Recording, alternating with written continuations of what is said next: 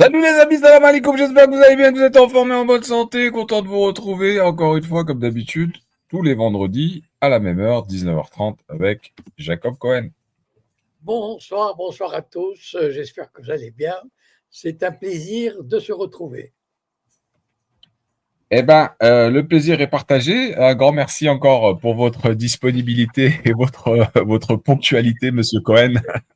Et Euh, Alors, les amis, sachez que c'est diffusé sur plusieurs réseaux, dont TikTok, dont Twitter, dont Facebook, dont YouTube. Je vous invite à partager un maximum, comme d'habitude, de partager effectivement un maximum, puisque ce sont deux médias, non, en tout cas un média pour un tout petit média, Altitude, qui veut prendre de la hauteur. Et j'ai la chance d'avoir Jacob Cohen, hein, qui est là, qui a aussi sa chaîne YouTube avec c'est à peu près 25 000 abonnés. Donc, partagez un maximum pour que le message soit entendu et que la vidéo puisse circuler un peu partout. On va commencer sans perdre plus de temps que ça, Monsieur Cohen. On oui, va aller sur la proposition, le plan de Trump, et on ira après, bien sûr, sur les derniers événements de l'actualité, la flottille, et voilà. très bien. Donc, en fait, il y a eu une arnaque, une manipulation à propos du plan de Trump. Et ça, je l'ai su grâce aux sites américains que je suis et qui sont très bien informés. Et en fait, il s'est passé la chose suivante. Trump a proposé un plan aux pays arabes importants concernés, l'Égypte, le Qatar, la Turquie, j'imagine, l'Arabie saoudite, et il leur a dit, voilà le plan que je vous propose. Et c'était un plan acceptable, c'est-à-dire même pour le Hamas. Et les pays arabes l'ont accepté. Sauf qu'entre-temps, Netanyahou est arrivé à Washington et il a manipulé les gens là-bas et il a changé le plan. Et donc, en fait, le plan était devenu une reddition totale, complète du Hamas, la récupération des otages et la démilitarisation ou le désarmement du Hamas et éventuellement leur bannissement de la bande de Gaza. Enfin, donc, bref, c'était la capitulation totale.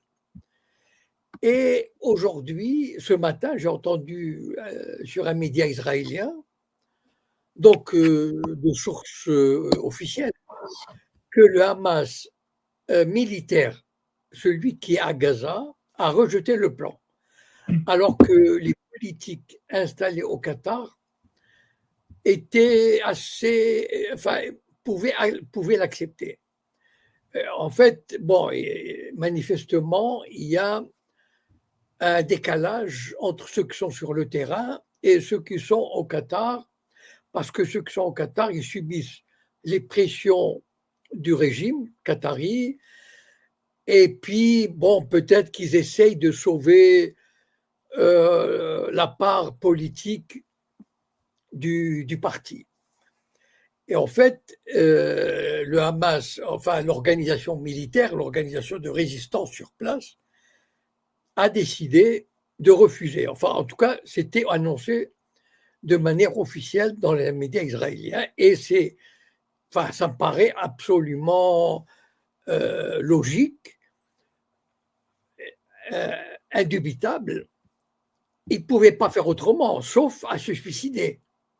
C'est-à-dire ils se seraient battus non seulement ces 2 dernières années, mais pendant 30 ans pour rien. C'est-à-dire, voilà, on va vous livrer la bande de Gaza. Voilà. C'est-à-dire, dans le plan de Trump, il y a le fait qu'il y aura des forces armées arabes qui contrôleront qui maintiendront l'ordre. Vous imaginez les Égyptiens, les Qataris, bon, ils vont avec à leur tête Tony Blair. Bon, pour ceux qui sont un peu vieux, et ça, ils se rappellent que Tony Blair était celui qui avait mené, enfin, un de ceux qui voulait absolument la guerre en Irak. Et donc, c'est vraiment un faucon. Il est pro-sioniste, il est avec les conservateurs américains, etc. Donc, quasiment, on aurait eu des forces arabes contrôlées par Tony Blair. Donc, ils auraient fait la volonté, les 4 volontés de l'Amérique et d'Israël.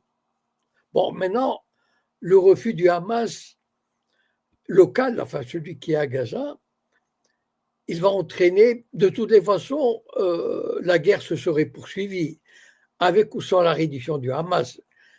Vous avez dit que lorsque les sionistes ont un projet en tête, ils ne s'embarrassent pas des traités qu'ils signent, des accords, du droit international et patati et patata, voilà.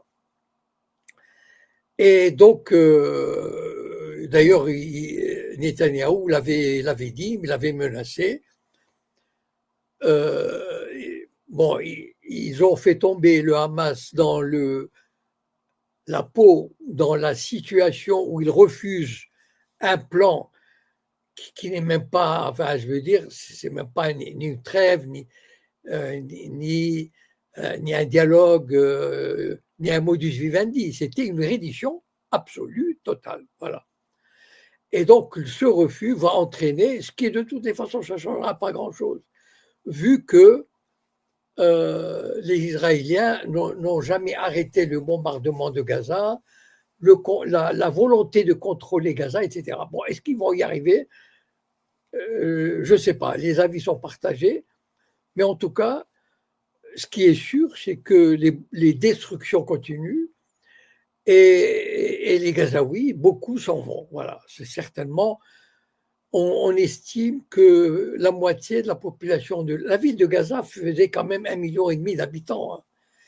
Et donc, il y aurait eu déjà 500 000 qui sont partis. Bon. J'ai proposé de mettre cette affiche de Trump qui a dit je ne permettrai pas à Israël d'annexer la Cisjordanie. Cela n'arrivera pas. Bon. Moi, pour vous dire la vérité, ça m'a fait rigoler. Voilà. Bon. Mais elle a son importance. Pourquoi? Parce que pour que les pays arabes, disons, fassent semblant d'accepter le plan de Trump, parce que eux, je parle des régimes arabes, égyptiens, qataris, saoudiens, turcs, enfin même s'ils ne sont pas arabes, eux, finalement, ils n'en ont rien à foutre du Hamas. Vous savez, le Hamas, pour tous ces régimes, je vais vous dire quelque chose, enfin pour les plus jeunes, dans les années 70, les Palestiniens, ils commençaient à emmerder les régimes arabes. Voilà. Pour vous le dire poliment, la révolution palestinienne, la cause palestinienne les emmerdait. Voilà. Ils n'avaient pas envie de se battre, ils n'avaient pas envie de se fâcher avec l'Occident, etc. Ils n'avaient pas envie de mettre le régime en péril.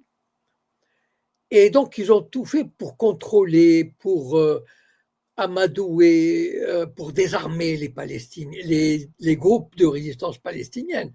Pas oublier que le plus grand massacre des Palestiniens, des militants palestiniens, a été réalisé à Amman, en Jordanie, par le roi Abdallah. C'est-à-dire, il avait tué quelque chose comme 3000 guérilleros palestiniens, d'accord? C'est juste pour vous dire que les Palestiniens n'avaient pas la belle vie dans les pays arabes dans les années 70. Voilà. Et ça n'a pas changé tellement. Voilà. C'est-à-dire que, bon, bien sûr, on est obligé de les défendre, etc. Mais au fond, on aimerait bien se débarrasser de ce problème. Voilà. Si Israël voulait bien leur donner un petit Bantoustan, voilà, genre une réserve, comme la réserve qu'on faisait des Indiens, vous savez. Et puis on dira, voilà, ça s'appellera un État de Palestine, et puis ils auront un drapeau, et puis voilà, bon. Mais voilà, Israël ne veut même pas leur donner ça, voilà. Mais bon. Donc, les pays arabes, enfin, les régimes arabes concernés, ont fait savoir, parce que ça aurait été l'humiliation suprême. Imaginez que Israël, après les reconnaissances, qui n'ont d'ailleurs donné rien, qui n'ont rien donné d'ailleurs, hein, vous avez vu, comme on vous l'a dit, Voilà, ça y est, ça s'est passé il y a une semaine. Est-ce que ça a changé quelque chose? Pas du tout. Ça n'a absolument rien changé. Voilà. C'est la vie qui continue en Cisjordanie, à Gaza, comme si de rien n'était. Voilà. Et donc, Israël avait menacé d'annexer la Cisjordanie. Et là, les régimes arabes ont crié: oh là là là là, non, non, non, on ne peut pas accepter ça, etc. On rompra les relations diplomatiques. Enfin, ils ont fait semblant d'être énervés et tout. Et donc, Trump leur a dit: je vous promets qu'Israël n'annexera pas la Cisjordanie. Bon. Évidemment, ils ne vont pas le faire. Les Israéliens, il faut savoir, hein, ils ne sont pas cons. Je veux dire, il faut faire la différence entre être cynique, machiavélique et criminel, entre bête et stupide. Voilà, ils ne sont pas bêtes et stupides. Ils savent que annexer la Cisjordanie aujourd'hui, c'est agiter un chiffon rouge pour rien, c'est-à-dire pour du beurre. Voilà, ça donnerait quoi? Parce que de toutes les façons, qu'est-ce qu'ils ont besoin d'annexer juridiquement la Cisjordanie? Ils n'ont pas besoin pour le moment, depuis les accords d'Oslo, donc depuis 32 ans, ils ont multiplié par 400% ou 500% le nombre de colons.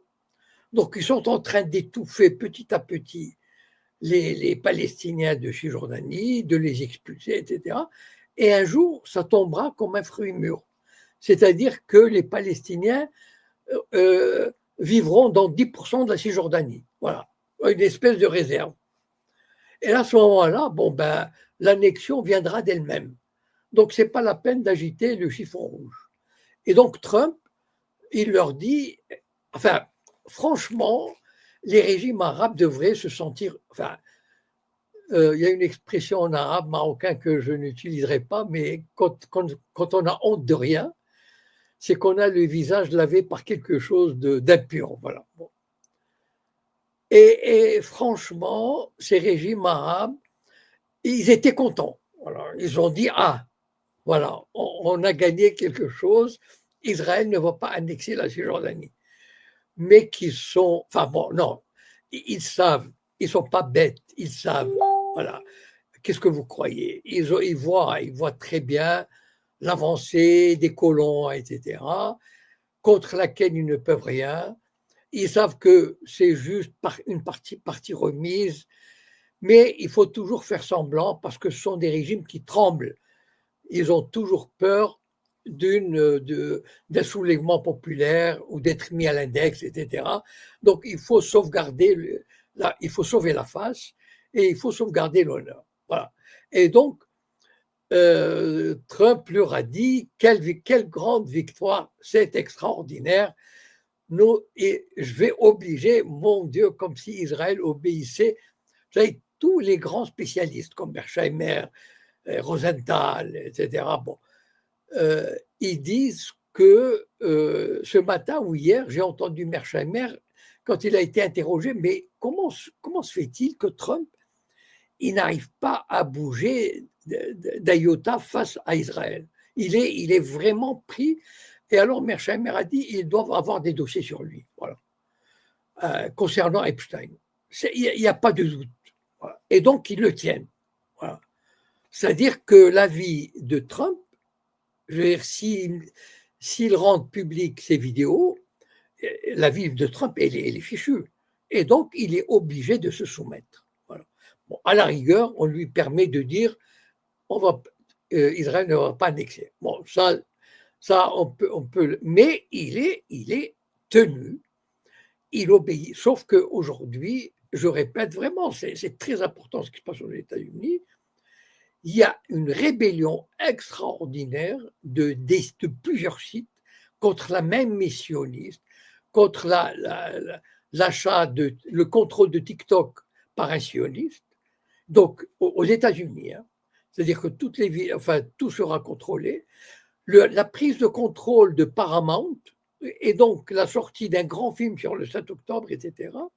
Mais d'un autre côté, il y a le chef du FBI aujourd'hui, j'ai entendu, que vous avez regardé à quel point le pays était contrôlé par le lobby judéo-sioniste. Dans la plupart des bureaux du FBI aux États-Unis, il y avait des agents sionistes. Est-ce que vous imaginez ça? Il y avait des agents sionistes qui leur donnaient des ordres. Voilà l'Amérique. Et les gens se disent, mais comment un pays de 350 millions d'habitants peut se soumettre à un petit État voyou de 9 millions? Voilà, bon. Eh bien, Kash Patel, le chef du FBI, a dit qu'il rompait tous les liens avec l'ADL. Ça veut dire, l'ADL, c'est l'équivalent du CRIF, etc. C'est l'ADL qui avait ses agents et ses bureaux installés au sein du FBI. Voilà. Et donc, il y a quand même un mouvement de contestation qui prend une ampleur. D'ailleurs, les sondages le montrent, hein, ils le reconnaissent. Les journaux comme le New York Times, etc., des journaux pro-israéliens disent que aujourd'hui, la majorité des Américains est anti-israélien, le public. Mais fatalement, un jour ou l'autre, ça va se répercuter sur les sénateurs et les représentants. Voilà. S'il y a des questions, Wally. Oui, bien sûr, Monsieur Cohen. Alors, concernant ce plan, euh, comment dirais-je, là, j'ai vu dans quelques articles que selon les médias, bien sûr, que le Hamas serait divisé et donc demanderait plus de temps pour répondre à la proposition. Et on a Trump de l'autre côté qui dit vous avez jusqu'à dimanche pour accepter le plan. Écoutez, moi, ce matin, j'ai entendu un média israélien dire que peut-être que c'était une manipulation, je ne sais pas. Mais en tout cas, je vois mal le Hamas. D'abord, il n'obtiendra pas grand-chose, à mon avis. Enfin, ça m'étonnerait. Mais parce que quel est l'intérêt des Israéliens et des Américains? C'est de faire passer le Hamas pour la partie qui a refusé un accord accepté par les pays arabes, mais qui a été modifié entre-temps. Et donc, d'ailleurs, Netanyahou l'a dit, enfin avec un cynisme extraordinaire, il a dit, bon, maintenant, ce n'est pas Israël qui refuse le plan, mais c'est le Hamas. Donc, eh ben, on peut faire ce qu'on veut après. Voilà. Et donc, en fait, peut-être qu'il y a quelque chose. Enfin, les dernières nouvelles dont j'ai eu connaissance aujourd'hui, c'était le refus du Hamas installé à Gaza et des autres mouvements de résistance. Je vois mal comment ils pourraient accepter de se désarmer, de partir de Gaza et de livrer la bande de Gaza à l'Amérique, à Israël et au régime arabe qui leur sont dévoués. Je veux dire, à la limite, moi je pense qu'ils préféraient mourir les armes à la main que de partir et de livrer Gaza à ces requins. Voilà. Oui, alors donc là, c'est récent. Il y a un article, c'est repris par plusieurs médias, mais selon les déclarations de Trump, donc il donne jusqu'à dimanche et il déclare que l'enfer se déchaînera comme jamais. Bon, je ne sais pas si ce qu'ils vivent, c'est déjà l'enfer. Alors, je ne sais pas ce que. Ah, oui, oui, bien sûr. Mais Donc, non, mais je veux dire, ces menaces, enfin, à mon avis, elles n'auront que peu d'effet parce que il n'y a plus, ce n'est plus de la négociation. Ben, je veux dire, le Hamas a été prêt à faire des concessions, mais avec une certaine, quand même, un échange, une certaine dignité et à recueillir, comment dire, certaines concessions quand même. Par exemple, le départ des forces armées israéliennes de Gaza, même échelonné, mais quand même, et l'arrêt des bombardements, etc. Donc, la libération de plusieurs centaines de prisonniers palestiniens. Mais s'il n'obtient rien, enfin, je ne vois pas l'intérêt pour lui de se livrer comme ça, corps et âme à ses bourreaux. Enfin, ça n'a pas de sens. Alors, M. Cohen, vous en pensez quoi, vous, vous pensez que la Hamas, quelle sera la réponse selon vous, bien sûr, elle Moi, acceptera, elle n'acceptera pas? moi j'ai l'intuition qu'il refusera. Voilà. Et le Hamas n'est pas seul. Bon, c'est le groupe le plus important, mais il y a plusieurs groupes de moindre importance, et je ne crois pas. Ça veut dire qu'ils ne peuvent pas signer leur arrêt de mort. C'est ça. Ce plan-là, c'est quoi? C'est à partir du moment où il lâche les otages, Israël n'aura plus. Vous savez, Israël peut très bien signer. Ils ont signé une centaine d'accords depuis 1948. Ils les ont toujours violés. Donc, vous savez, la parole du gouvernement israélien ne vaut absolument rien. Voilà. Donc, s'ils disent on va arrêter, on va se retirer, pas du tout. Ça veut dire, donc, ils attendent d'avoir les otages et après, ils feront ce qu'ils voudront. Et donc, en fait, pour le Hamas et les groupes de résistance, il s'agit d'obtenir une certaine, comment dire, des échanges plus ou moins équilibrés. Et donc, un minimum de retour à la normale et un minimum. Ils ne peuvent pas partir et laisser Gaza aux ennemis des Palestiniens. Moi, ça m'étonnerait très fort qu'ils le fassent, qu'ils arrivent à ça. Voilà. Ok, très bien, M. Cohen. Alors, on va donner la parole sur TikTok. Bonsoir, Lily. Bonsoir. Shalom, Monsieur Cohen. Bonsoir. Non, on ne dit pas shalom. Si. Alaykoum salam. Vas-y, on t'écoute si tu veux poser une question à M. Cohen. Il n'y a pas un écho là quand je parle? Pour moi, non. Maintenant, peut-être. Avant de poser ma question, là, je viens de voir, enfin, quand je suis arrivé, je viens de voir la phrase là en haut à gauche. C'est Trump qui a dit ça? Oui, sur l'affiche, oui, c'est Trump. Oui. Récemment? Je sais pas, c'était quand, monsieur, cette affiche, monsieur Cohen? Hier. Hier, d'accord, ok. Alors, expliquez-moi une chose. J'ai lu suffisamment d'articles pour avoir confirmation de ce que je vais vous dire.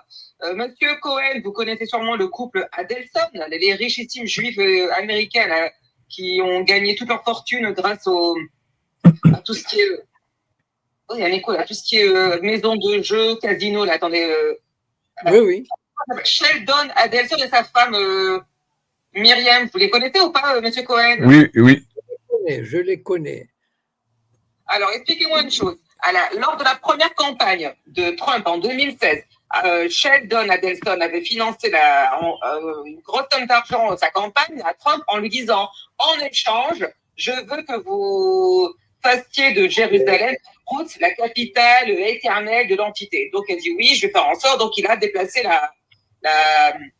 l'ambassade américaine là-bas à Al-Quds. Bon, au lieu de l'ONU, Al-Quds n'est pas la capitale d'entité. Et là, bon, entre-temps, il nous a fait le plaisir de crever le Adelson et sa femelle, sa veuve, elle lui a succédé. Et pour la deuxième campagne de Trump, qu'est-ce qu'elle a fait? Elle lui a versé, c'est officiel, hein, j'ai lu plusieurs articles là-dessus, hein, elle aussi, elle a financé la campagne de Trump à hauteur de 50 millions de dollars. En échange, elle lui a demandé je veux l'annexion totale de la Cisjordanie. Il a dit oui, il n'y a pas de souci. Ça a été médiatisé. Et là, qu'est-ce qui se passe? Il fait faux bon à la sorcière de Adelson. Expliquez-moi, qu'est-ce qui se passe? Alors, il va te répondre, monsieur Cohen. Allez-y, monsieur. Je vais vous dire. C'est juste une tactique pour calmer,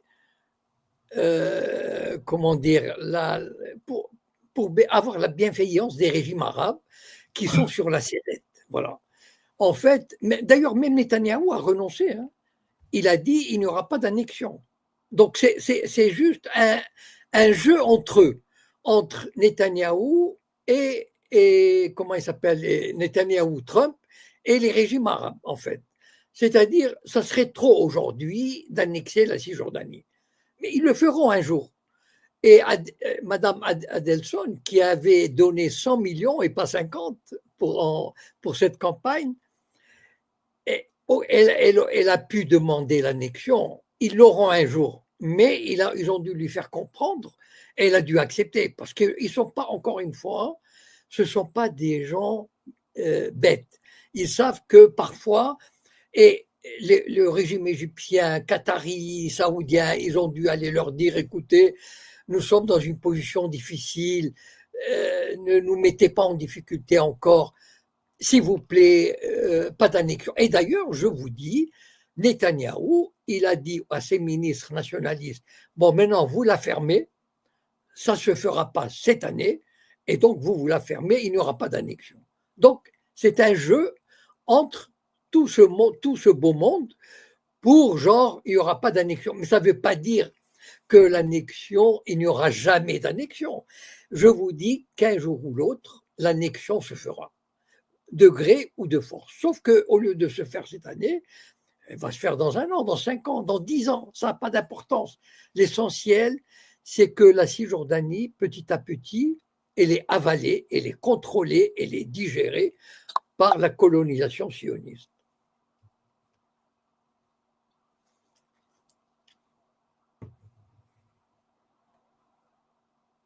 Voilà.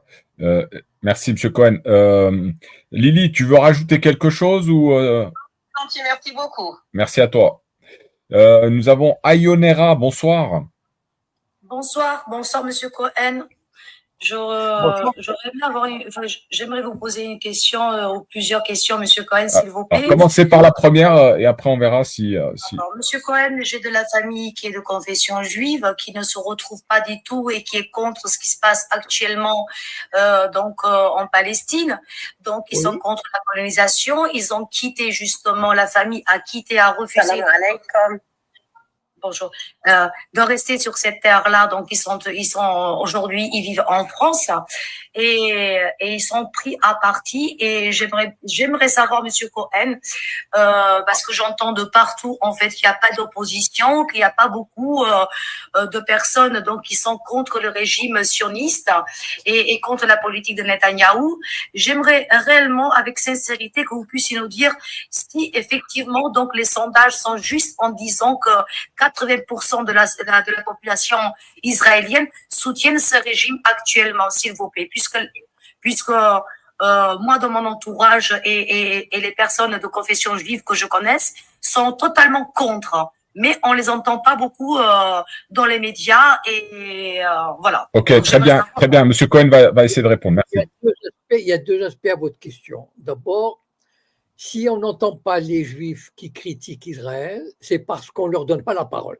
Voilà. C'est-à-dire qu'on fait tout, par exemple moi ou d'autres, les Juifs de l'UJFP, je sais pas, voilà, ceux qui ont travaillé Alain Grèche, etc. Enfin, il y en a quand même quelques-uns.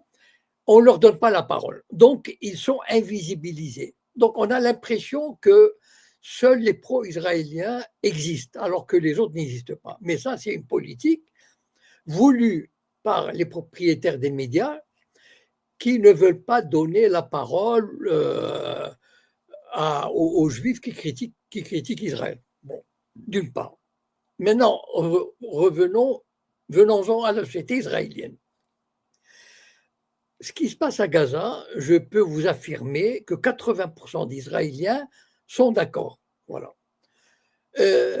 Parce que, et mettons que 50%, s'il y avait des élections aujourd'hui, Netanyahou a toutes les chances de revenir au pouvoir. Enfin, de continuer d'être élu, voilà, et de refaire sa coalition. Parce que, en fait, qu'est-ce qui se passe en Israël?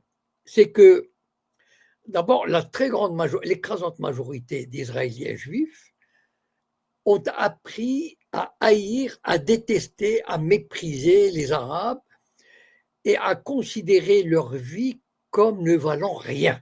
C'est-à-dire que quand un Israélien tue un Arabe, de quelque façon que ce soit, il n'a pas l'impression de commettre un homicide.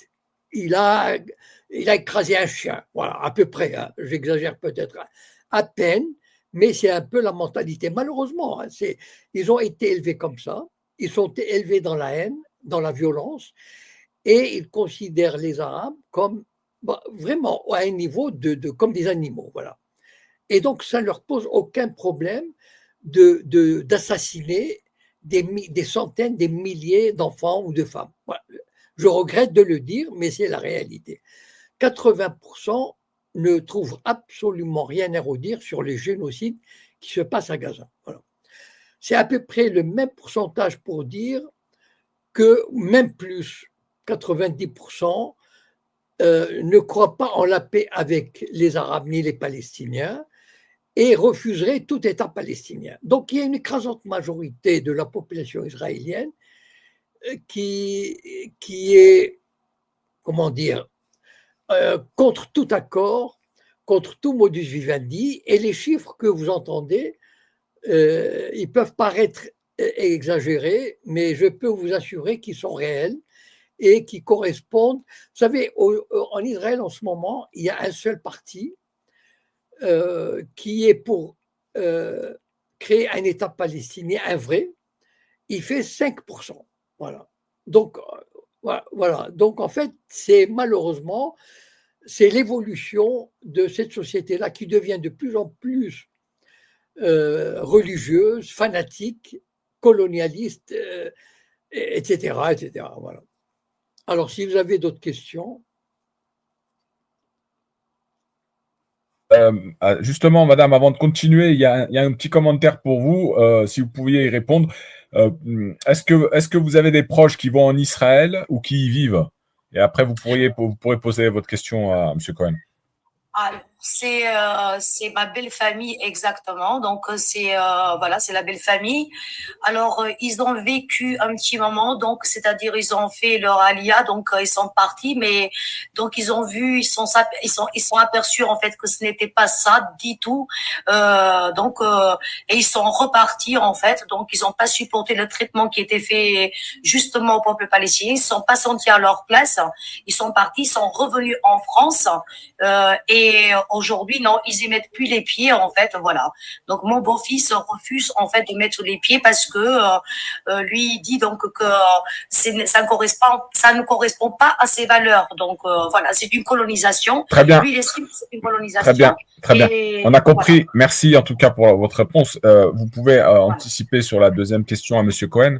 Oui, M. Cohen, j'aimerais savoir, sincèrement, s'il vous plaît, quel est le rôle du Parlement juif européen, l'impact qu'il a sur la politique européenne, notamment les décisions qui sont prises actuellement donc contre les sanctions contre Israël. Et est-ce qu'on entend partout dans les panels et on le voit peut-être, est-ce que notre gouvernement aujourd'hui, la France, est-elle dirigée réellement, comme beaucoup on l'entend et on le voit, par des associations telles que le CRIF? Voilà. Très bien, merci. OK.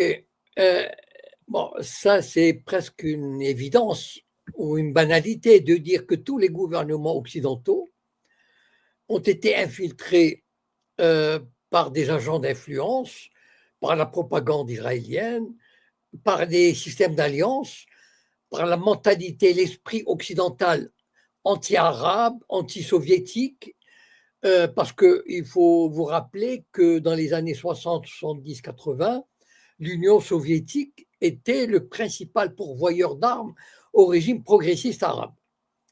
Et donc, il y a des tas de raisons qui expliquent que la France quasiment, disons, accepte cette soumission à l'idéologie sioniste et met tout en œuvre. Et d'ailleurs, on l'a vu avec cette affaire de Gaza, tous les gens qui ont été inculpés et jugés pour, comment dire, c'était la formule, j'ai oublié, c'est-à-dire, c'est un truc pour le terrorisme. Voilà, c'est-à-dire l'apologie du terrorisme. Voilà. Il suffisait de dire je suis pour un cessez-le-feu à Gaza, c'était l'apologie du terrorisme. Mais ça, il y a plusieurs raisons à ça. Mais c'est un fait que la France est même si elle essaye, même si le gouvernement français tente, par exemple, reconnaître l'État palestinien, il dit des choses, mais c'est juste pour donner le change. Mais la réalité est que toutes les institutions de la République française sont soumises à l'idéologie judéo-sioniste. Voilà. Il suffit de voir le dîner du CRIF ou le gratin de la République française. 1000 personnes, c'est-à-dire ils se pressent pour aller, pour se faire voir. Les 1000 personnes, ça veut dire qu'ils représentent la politique, l'économie, la justice, les médias, etc., se pressent pour aller exprimer leur soumission et attendre les instructions. Voilà, donc c'est un fait. On l'a vu d'ailleurs ces 2 dernières années. Israël peut faire ce qu'il veut, tout ce qu'il veut. Eh bien, les pays européens et américains ne lèvent absolument pas le petit doigt pour les contrer. Et même, regardez ce qui se passe par exemple, tous les manifestants qui ont été arrêtés, jugés, harcelés en France, en Allemagne, même les droits les plus élémentaires. Vous savez que même aux États-Unis, l'article 1 de la Constitution, qui est la liberté d'expression, a été, a été oublié lorsqu'il s'agissait de critiquer Israël. Voilà. Et donc, c'est vrai, c'est un fait. Maintenant, s'agissant du Parlement juif européen, il n'a pas vraiment, enfin, je ne sais pas s'il a il a une existence réelle, mais disons, à mon avis, ça doit servir de, comment dire, ils doivent voter des choses, prendre des résolutions et les transmettre à la Commission européenne, etc., à leur dire, bon, voilà, vous savez, Israël se sent seul, il faut se rappeler la Shoah, il ne faut pas prendre des mesures. Par exemple, je vais vous donner un exemple concret. Il y a 10 ans ou 15 ans, la Commission européenne a décidé de faire, coller sur les produits qui viennent de Cisjordanie, non pas made in Israël, mais made in Palestine, ou je ne sais pas, voilà, ailleurs. En tout cas, pas made in Israël. Bon, voilà. Ça, c'est pas grand-chose. Hein. Eh bien, aucun État européen n'applique ce règlement. Ça veut dire quoi? Ça veut dire que probablement le Parlement juif européen, il s'est réuni, il a formé une délégation, et ils sont allés voir la Commission, les gouvernements, ils leur disent, vous savez, nous avons souffert pendant la Deuxième Guerre mondiale, la Shoah, etc. Et vous n'allez pas encore une fois mettre les Juifs au banc de la communauté internationale. Et donc ça sert de caisse de résonance, de groupe de pression, de lobby, voilà, pour faire passer ce genre de choses. Alors merci Monsieur Cohen, pardon, on va avancer un petit peu parce qu'il y a encore d'autres choses à parler sur l'actualité. Il y a Darius Kassongo Junior qui nous dit, mais pourquoi vous parlez que de la Palestine? Pourquoi vous ne parlez pas du Congo, des Ouïghours, du Soudan, de l'Arménie, de la Somalie, Monsieur Cohen? Ben, moi, je parle de l'actualité et de l'actualité qui intéresse la majorité de nos lecteurs, enfin de nos auditeurs. Je veux dire, personne ne m'a posé. La dernière fois, on m'a posé une question sur le Burkina Faso, j'ai répondu, dans la mesure de mes connaissances. Hein. Je veux dire, je reconnais que j'ai beaucoup plus d'expertise sur la Palestine et Israël que sur le Congo. Je regrette, enfin, je veux dire, je dois le dire, je dois le reconnaître. Voilà, non, mais c'était une petite parenthèse, Monsieur Cohen. De toute manière, la Palestine aujourd'hui est au centre de l'actualité internationale, mondiale. Hein, on en parle partout, donc on en parle et c'est quelque chose de très grave qui se passe aujourd'hui. Maintenant, on va basculer, Monsieur Cohen, sur l'arrivée de la flottille Global Soumoud au large de la bande de Gaza et qui a été donc interceptée comme ce qui était prévu par l'armée sioniste. Alors, dites-nous un petit peu, à l'heure actuelle, je crois qu'on n'a pas trop de nouvelles. Hein. J'ai cru voir une publication de la députée française Rima Hassan, qui était donc dans une salle, voilà, elle a été interpellée. Bon, on n'en sait pas plus. Est-ce que vous avez des nouvelles et que pensez-vous de justement de l'effet qu'a pu apporté médiatiquement cette flottille concernant le fameux blocus qui est imposé aujourd'hui aux Gazaouis et aux Palestiniens? Bon, d'abord, c'est ce qui est remarquable, c'est qu'il y avait entre 40 et 50 bateaux. Et donc, c'est quand même, l'effet a été démultiplié. Et puis, la marine sioniste a eu quand même beaucoup de mal à les arraisonner, mais ils y sont arrivés parce que, bon, de toutes les façons, ces navires-là n'opposaient aucune résistance. Et puis, les sionistes s'y sont pris à 120 km des côtes, donc ils avaient le temps d'arraisonner pratiquement tous les bateaux. Je crois qu'ils ont arraisonné la plupart. J'avais lu qu'il y avait un ou deux navires qui continuaient encore, mais à mon avis, il n'arrivera pas à destination. Et donc, je pense cette fois-ci, ça a eu un écho assez très très grand dans les médias, je ne sais pas, parce que les médias traditionnels, je ne les connais pas, je ne les suis pas, et donc j'imagine qu'ils vont.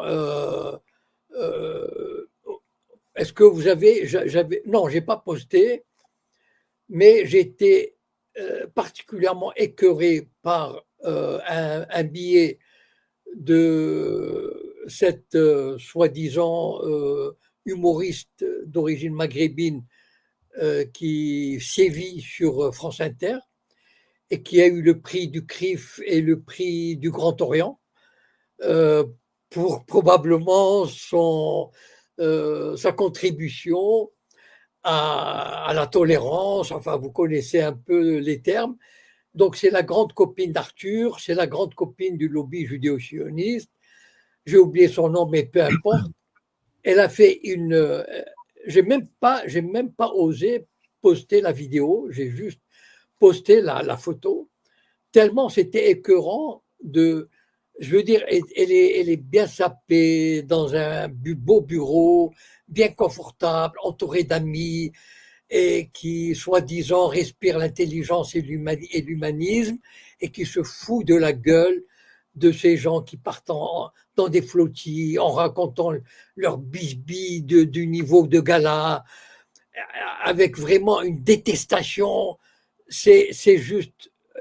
Et donc, elles se foutaient de leur gueule d'aller porter secours à des va-nu-pieds. Enfin, elle n'a pas utilisé le terme, mais c'est à peu près le ton. Ces bougnoules, enfin, je veux dire qu'on ne devrait même pas mentionner. Enfin, c'était vraiment une chronique de 4-5 minutes. Vraiment, c'était à vomir. Voilà. Et donc, je ne m'attends pas. Vous connaissez Axel Kahn. Enfin, Axel Kahn, non pas Axel Kahn, Rachel Kahn.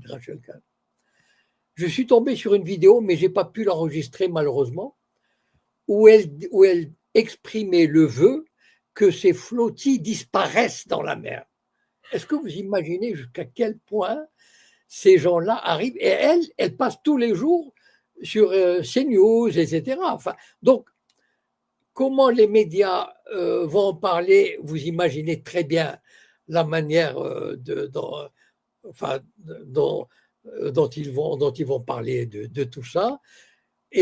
Mais par contre, sur les réseaux sociaux, du point de vue des manifestations, de l'expression populaire, etc., cette fois-ci, quand même, enfin, en tout cas de ce que j'ai pu voir, les échos sont énormes. Et c'est un travail. Vous savez, ce genre de choses, ça met du temps à passer, ça met du temps à progresser, mais c'est un fait que la cause de la Palestine a vraiment beaucoup progressé. Je vous ai dit aux États-Unis, par exemple. Alors, M. Cohen, cette idée-là, du moins cette idée, l'entité sioniste nous dit que cette flottille est financée par le Hamas. Qu'est-ce que vous en pensez, vous? Pourquoi le Hamas a de l'argent pour financer une flottille? Non, mais franchement. Non, mais vous savez pourquoi? Parce que aujourd'hui, le Hamas sert, vous savez, c'est comme, vous savez, c'est le diable. Vous savez, dans la religion catholique, à un moment donné, quand la religion était vraiment, avait une emprise sur le peuple, on disait, attention, le diable. Et donc, c'est vraiment, on faisait peur au peuple. C'est-à-dire, si on est pris par le diable, par les manigances du diable, etc., le diable, on avait peur du diable. Mais le Hamas, ça, il joue ce rôle. Regardez par exemple déjà comment il le prononce, le Hamas, le Hamas, le Hamas. Donc, je suis sûr, moi, que pour la moitié de la population française ou européenne, et dire déjà le Hamas, ça veut dire déjà décrédibiliser la cause palestinienne. Voilà. Donc déjà prononcer le mot de Hamas, c'est déjà mettre 40 à 50% des auditeurs de son côté. Ils pensent qu'ils vont dire certainement, ça doit être vrai, alors que ces flottilles ont été, enfin on connaît, enfin je veux dire, ce sont des groupes, il y a des députés, il y a des journalistes, il y a des médecins, etc. Ils ont réuni des fonds. Enfin, est-ce que le Hamas a du fric pour mettre. Mais ça fait, encore une fois, le fait de mettre en avant le Hamas vous décrédibilise déjà auprès d'une bonne partie de la population.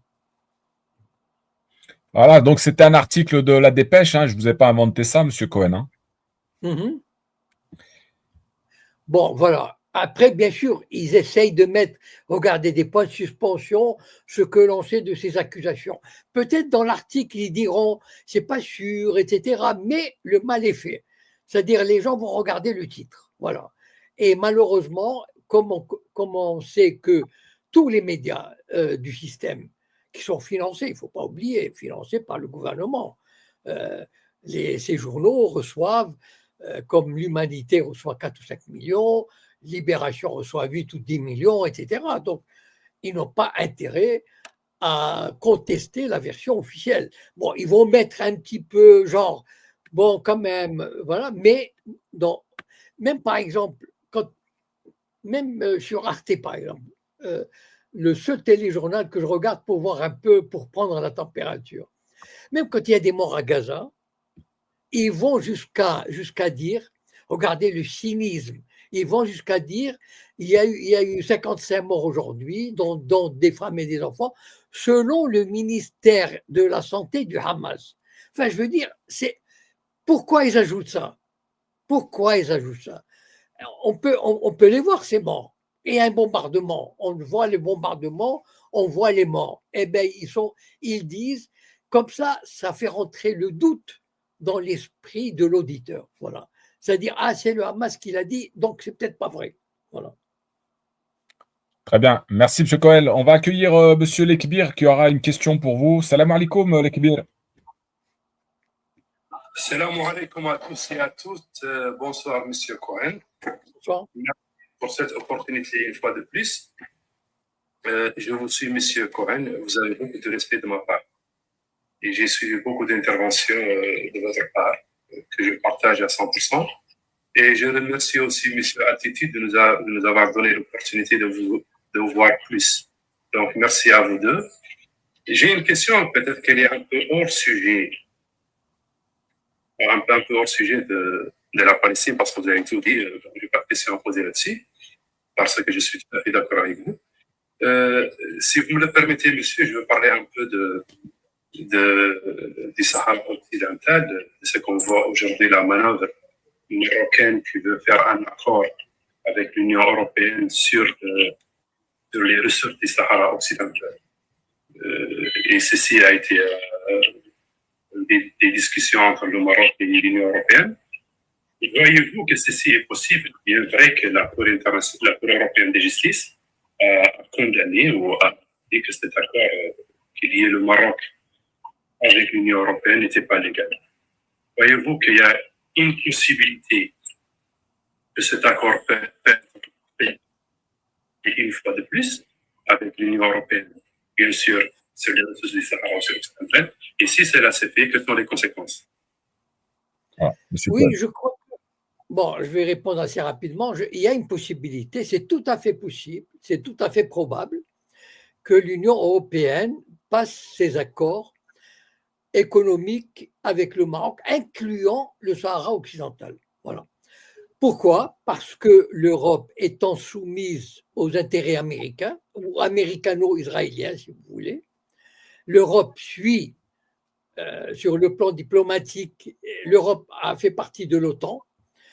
C'est une décision de l'Amérique, de l'OTAN, et donc l'Union européenne va suivre. Au début, ils avaient commencé, suite à l'arrêt de la décision de la Cour, mais à mon avis, l'Union européenne trouvera le moyen de passer outre, je ne sais pas comment, mais elle le fera, parce que c'est dans l'intérêt stratégique de l'Union européenne de passer ces accords avec le Maroc. Voilà.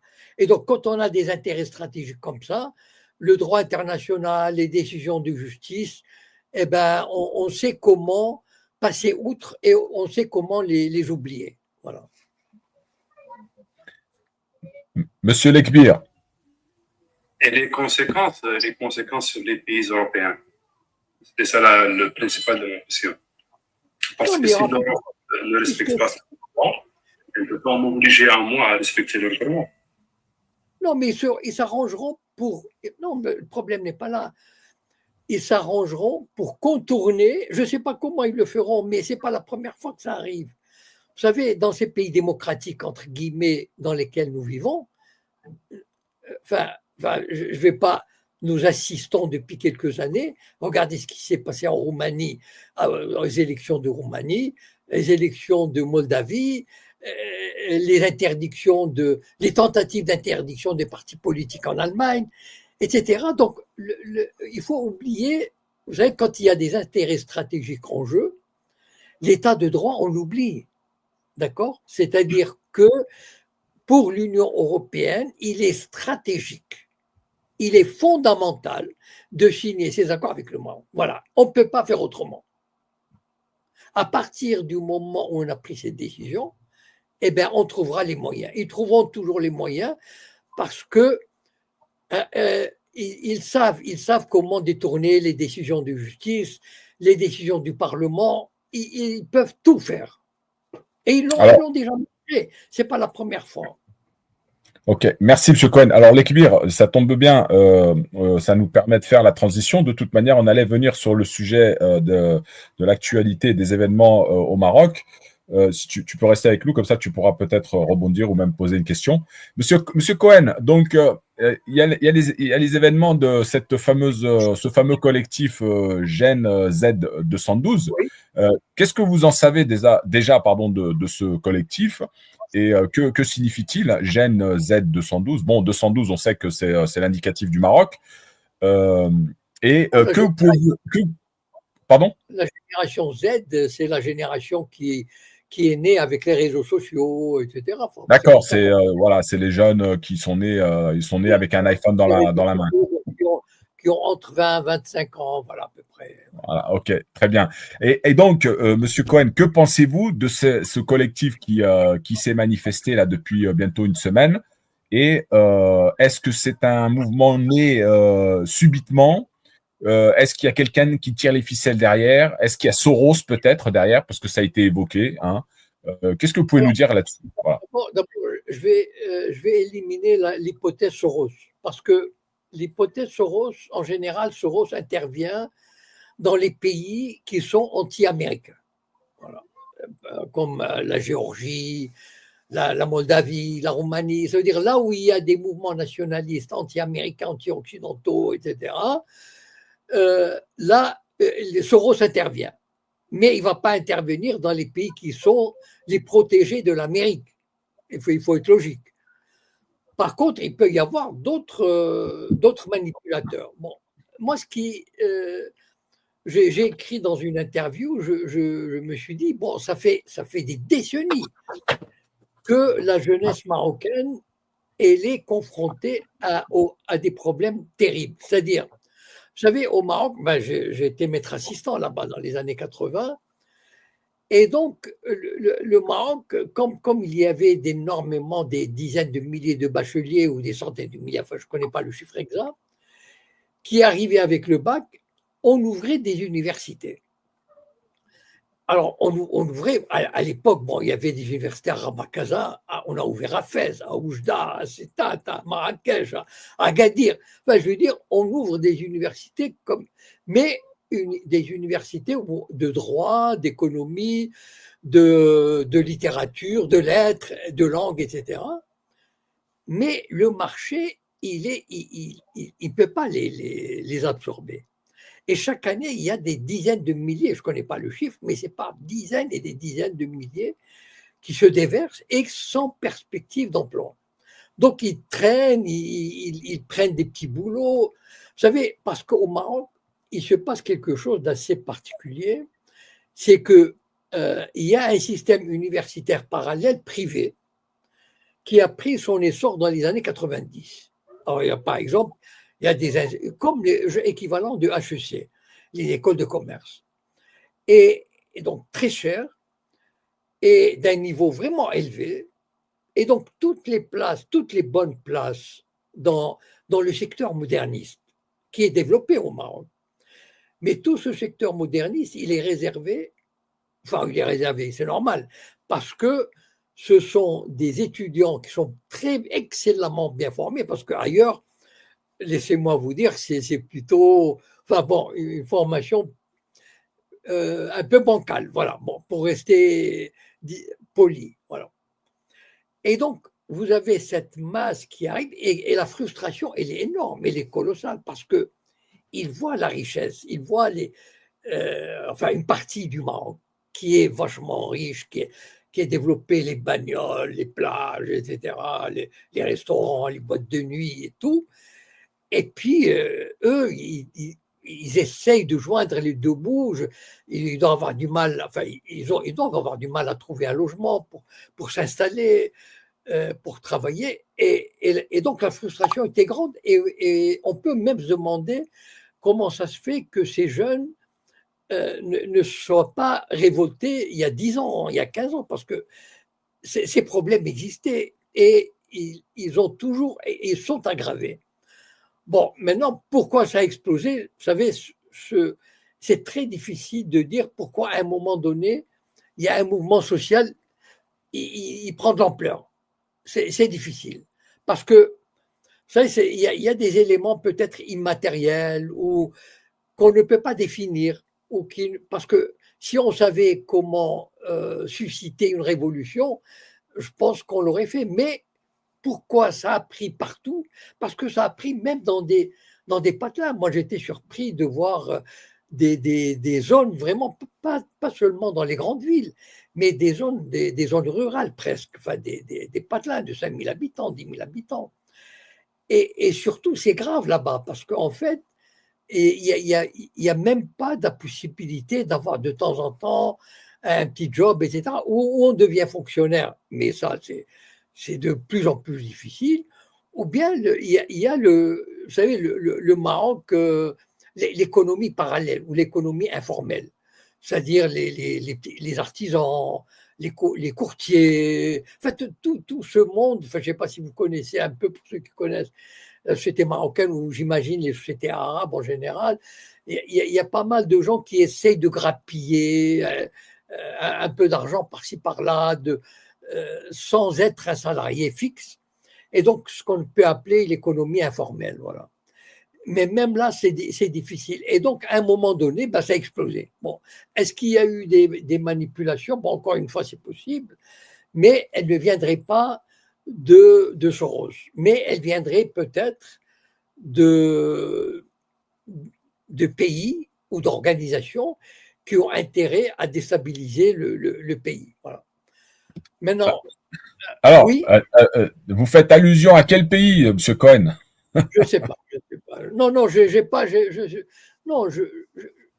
ne sais pas. C'est-à-dire, en fait. Non, mais attendez, M. Cohen, juste concernant c'est un mouvement qui est né comme ça subitement, ok, pas de souci. Par contre, il y a une réalité quand même. Il Il y a une réalité oui. au Maroc, hein, vous l'avez expliqué. Bon, il y a de la richesse, il y a du développement, ça c'est indéniable, on le nie pas. Par contre, il y a aussi de la pauvreté. Et moi, je voulais savoir, est-ce qu'il y aurait un lien aussi, peut-être, hein, puisque la question du Sahara occidental est remise sur le tapis ce mois-ci, hein, à l'ONU. On voit que la diplomatie marocaine s'agite aussi avec l'Union européenne pour essayer de trouver un accord et d'outrepasser l'annulation qui a été faite l'année dernière. Est-ce qu'il n'y aurait pas un lien sur le plan économique? Est-ce que c'est pas difficile aussi? Non, Il y a aussi, alors permettez-moi, il y a aussi, bien sûr, il y a aussi, bien sûr, la rupture des liens avec l'Algérie. Hein. On sait que depuis 2020-2021, il n'y a plus de liens diplomatiques avec l'Algérie. Et on sait que le Maroc, quand même, avant ça, profitait pas de la gratuité, mais de l'avantage du gaz qui transitait par le Maroc pour aller en Espagne et tout ça et tout ça. Donc, est-ce que économiquement parlant, c'est difficile pour le Maroc aujourd'hui et ça a des conséquences sur les prix, la vie chère, la cherté, l'inflation et le peuple, c'est le peuple qui ressent ça aujourd'hui. Voilà. Alors, ça a toujours été, c'est une constante au Maroc, ça a toujours été difficile pour une bonne partie de la population, c'est-à-dire 30-40%, je ne sais pas exactement, c'est-à-dire tous ces gens qui n'ont pas un salaire fixe, parce que déjà, au Maroc, avoir un salaire mensuel, avec les avantages que cela comporte, ce n'est pas donné à tout le monde. C'est peut-être, je ne sais pas, c'est peut-être 40 à 50% de la population qui a droit. Voilà. Les autres, c'est vraiment, on tente de se débrouiller. Voilà. Et donc, la médecine coûte cher. Il faut dire, par exemple, les écoles, enfin, les écoles sont d'un tel niveau que moi, ça m'avait surpris, même dans les années 80, il y avait déjà des lycées privés qui s'ouvraient dans les quartiers populaires. Imaginez là, une famille qui gagnait peut-être 3 000 dirhams, 4 000 dirhams, ce qui est déjà à l'époque, je parle de l'époque. Moi, je gagnais 4 000 dirhams, qui pour moi, je m'en tirais parce que j'avais un vieux loyer, etc.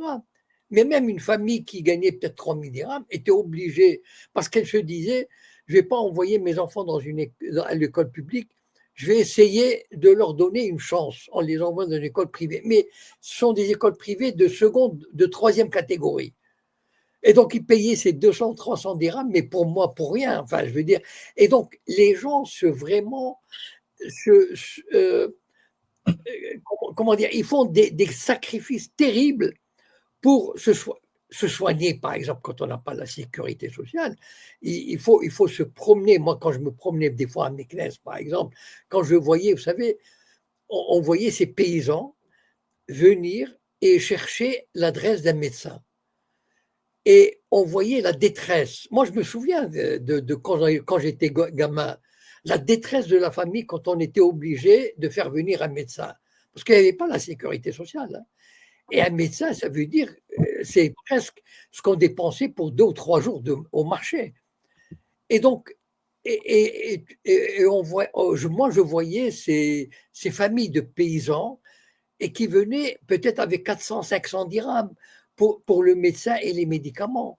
Mais c'est terrible. Et donc, en fait, il y a toute une catégorie de gens qui vit très mal, qui est vraiment.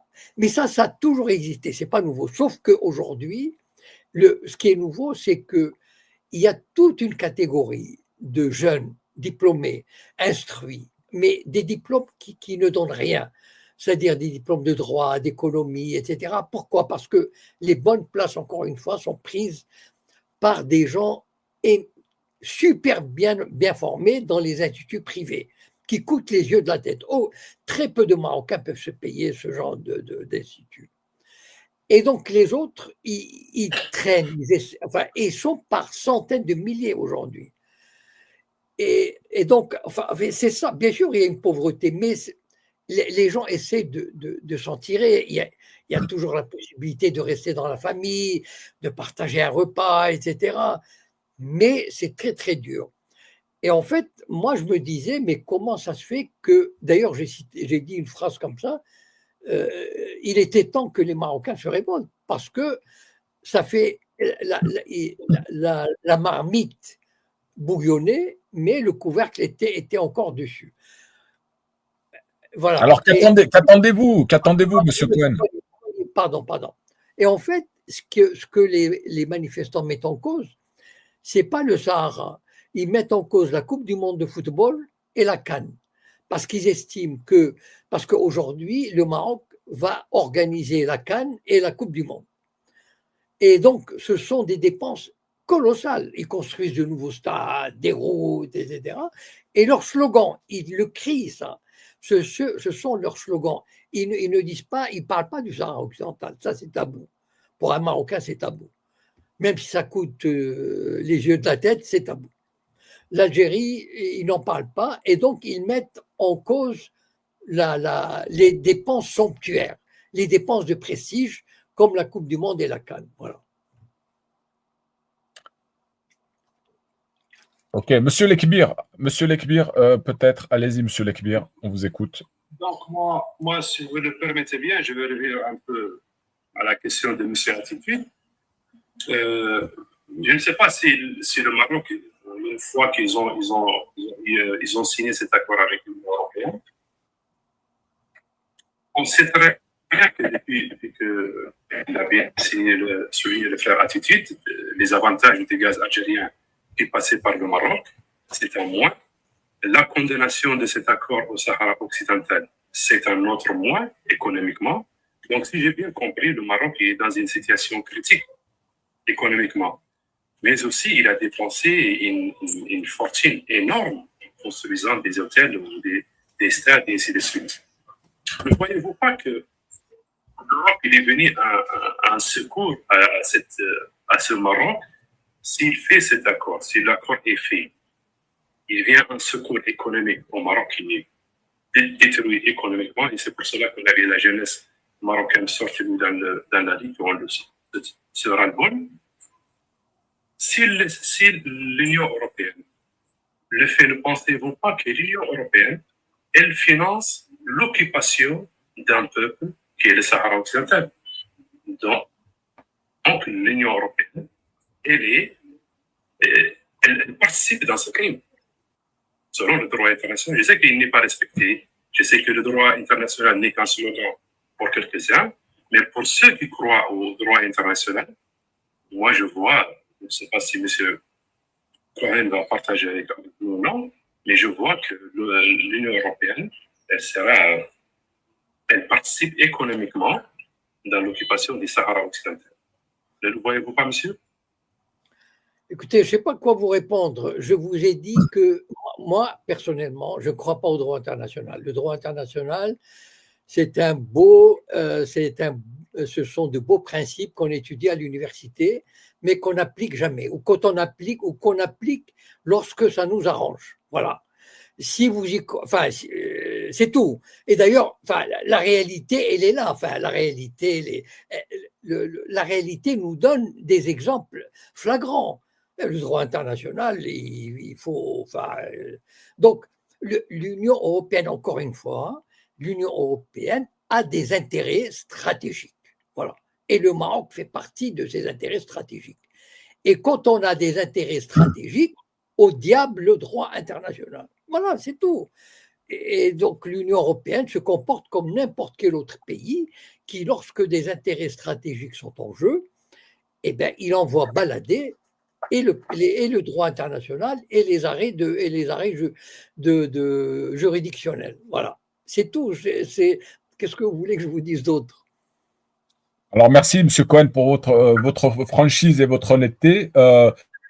Monsieur Lekbir, tu veux rajouter quelque chose? Non, merci. Je dis que c'est clair, comme il nous a toujours habitués à être clair dans ses interventions. Il n'y a pas plus clair de ce que M. Cohen vient de nous dire. Voilà, pour moi, le problème est résolu. Très bien. Pour des intérêts personnels. Voilà.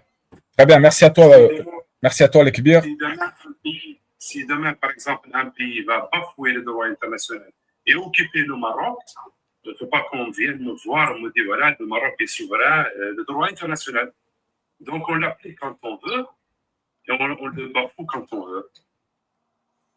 Donc merci, monsieur Cohen. Mais je vous en prie.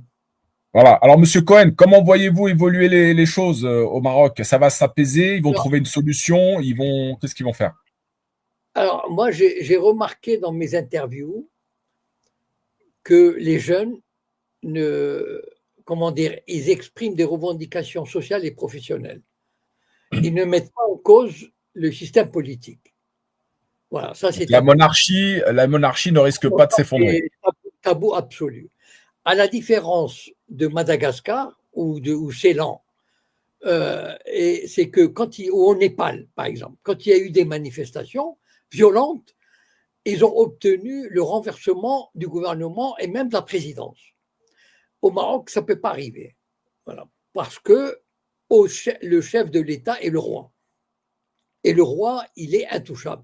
Je veux dire, même la moindre allusion à son autorité, etc., à la rigueur, on peut faire tomber la responsabilité de la situation sur le gouvernement, mais jamais sur celui qui est au-dessus. Voilà. Et donc, en fait, il n'y aura pas de bouleversement politique. Voilà. Parce que, bon, les partis politiques vont vont s'unir pour dire, bon, ils vont leur offrir des petits trucs, hein, vous savez, bon, je sais pas, on va donner des bourses, on va ouvrir, je sais pas moi, 10 000 postes à la fonction publique, etc. On va essayer surtout de calmer les esprits et, de faire rentrer les jeunes chez eux. Voilà. C'est-à-dire de casser, en fait, cette dynamique. Là, il y a une dynamique aujourd'hui au Maroc qui unit les jeunes partout dans le pays. On ne sait pas pourquoi elle a pris. Voilà. Il n'y a pas de raison objective. Elle a pris, voilà. Il se trouve qu'elle a pris. Et donc, je pense que la priorité pour les autorités, c'est de casser cette dynamique. Et donc, soit par la répression, parce qu'il y a déjà un début de répression, c'est-à-dire il y a 2 morts dans j'ai oublié, c'est pas dans une grande ville, hein, c'est ça qui est assez remarquable, c'est que vraiment, ce sont des petites villes où il y a eu une tentative, apparemment, moi je ne sais pas, c'est peut-être de la manipulation, mais en tout cas, il y a eu 2 morts et plusieurs blessés, ça c'est un fait, c'est établi, parmi les manifestants, ils auraient tenté d'attaquer une gendarmerie. Je ne sais pas si c'est vrai ou pas, mais en tout cas, il y a eu 2 morts et plusieurs blessés. Donc, je pense que le système va dire aux jeunes, faites gaffe. Et moi, j'ai assisté à 2 soulèvements au Maroc. J'ai vécu là-bas, j'étais là-bas en 65 en tant qu'étudiant et en 84 comme maître assistant. Et bon, c'était l'époque de Hassan II, bien sûr. Mais enfin, lorsque le régime veut mater la révolte, il le fait sans état d'âme. Donc, il ne faut pas croire que, bon, voilà, ils vont essayer de rétablir l'ordre avec des promesses, etc. Mais si ça continue, enfin, si ça dérape, ils sont capables, disons, de faire quelques dizaines de victimes pour leur montrer que, voilà, ça ne sert à rien de manifester. Et voilà comment je vois les choses. Mais ça n'ira pas très loin, c'est-à-dire, à mon avis, sur le plan politique. C'est-à-dire, il n'y aura pas de bouleversement, il n'y aura même pas une chute du gouvernement, à mon avis, comme on a vu dans d'autres pays. Voilà. Oui, donc effectivement, hein, c'est complètement logique. Mais vous parliez du roi, donc qui est donc sacralisé un petit peu, hein, il est aimé par le peuple. Mais ce qui se passe aujourd'hui, c'est quand même les conséquences de la politique menée par le roi et de son gouvernement. Ah, c'est évident, mais on ne peut pas le dire. Voilà. Parce que le roi est intouchable. Voilà. C'est-à-dire, vous savez, au Maroc, la monarchie a un caractère féodal. C'est-à-dire, il y a une constitution qui attribue des pouvoirs au roi, au gouvernement, au parlement, etc. Mais c'est artificiel. En fait, le roi il est le centre de tout. Voilà. Il a comment dire, il est vénéré comme quelque chose de divin. Voilà. Ça rappelle un peu les monarchies absolues d'Europe du XVIIIe siècle, etc. Voilà. Et donc, aucun parti, aucun syndicat, aucune institution, aucun écrivain, enfin aucun journaliste, aucun média, etc., n'oserait même faire la moindre allusion à la responsabilité royale. Voilà. Donc, le système, il est figé. Et il est figé parce qu'il y a une acceptation globale de tous les responsables de cette situation-là. Vous voyez ce que je veux dire? C'est-à-dire de cet immobilisme. Voilà, on ne peut pas toucher à cette hiérarchie-là. Voilà, c'est impossible.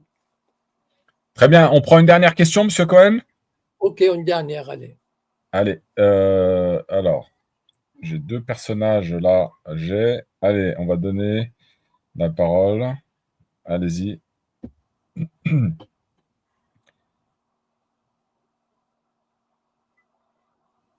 Bonsoir. Bonsoir.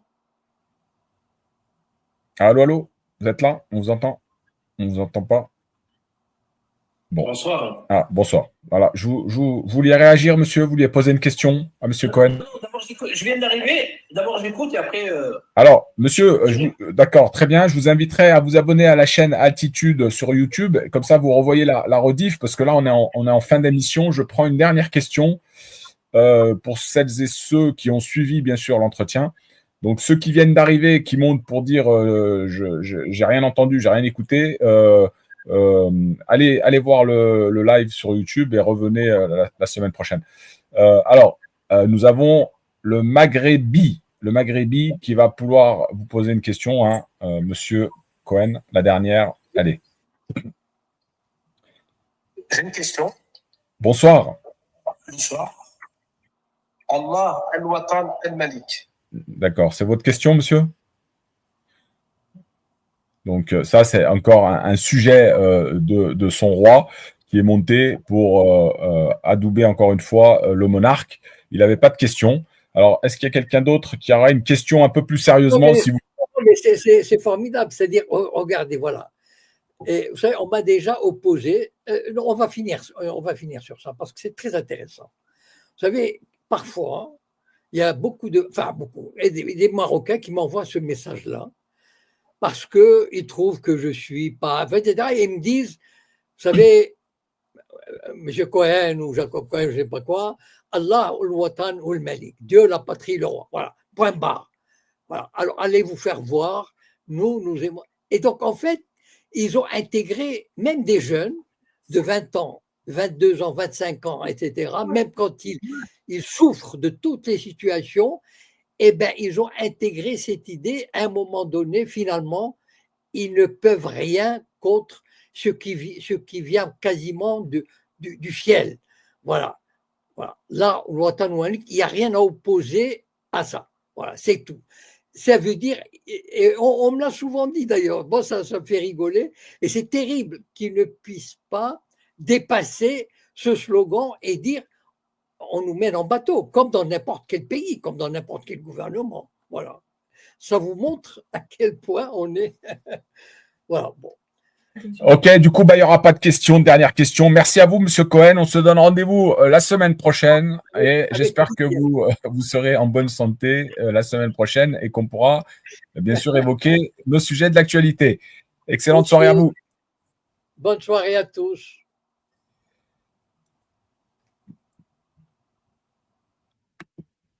Voilà les amis, donc c'est terminé. Merci à tous, toutes celles et ceux qui ont participé, ceux qui sont arrivés en cours de live. Abonnez-vous à la chaîne Altitude, revoyez le live en rediff. Pour celles et ceux qui veulent participer à soutenir la chaîne, puisque bien sûr tout ça, ça a un coût d'être diffusé en plusieurs réseaux, hein, sur une dizaine de plateformes en même temps. Vous avez le petit lien qui circule en bas là, sur le bandeau, n'hésitez pas. Hein, et on se donne rendez-vous comme d'habitude vendredi prochain. Que la paix soit sur vous. Salam alaikum wa rahmatullahi wa barakatuh.